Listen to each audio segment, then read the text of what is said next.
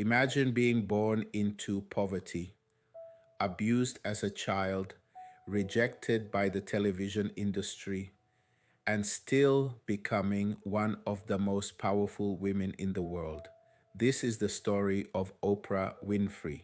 And trust me, her life did not start like the success story people see today, before the fame, before the billions, before millions of people watched her every day on television. Oprah Winfrey was just a little girl growing up in deep poverty in Mississippi, not things are a little tight kind of poverty, real poverty, the kind where sometimes the future feels like a locked door. She was born in 1954 to a teenage mother.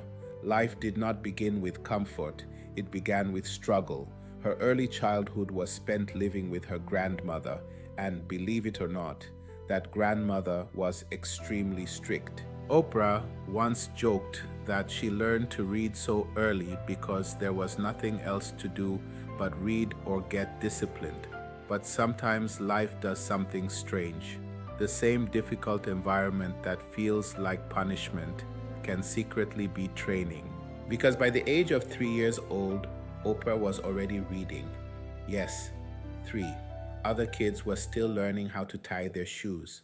Oprah was already reading Bible verses in church. And people began noticing something special. She could speak, she could communicate, she had a voice that made people listen. But life was not about to become easy. As Oprah grew older, she moved to live with her mother in Milwaukee. And this is where the story becomes painful. Her childhood became filled with instability, abuse, and emotional trauma. The kind of experiences that can break a young person's spirit. There were moments in her life when she felt completely lost, moments when the future looked dark, moments when success seemed impossible. But here is the strange thing about life. Sometimes the people who go through the most pain develop the deepest strength.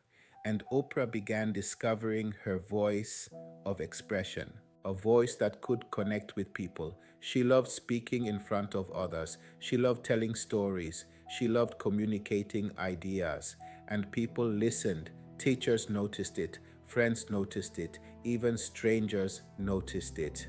But still, no one could have predicted what would come later, because at that time, Oprah Winfrey was not a media queen.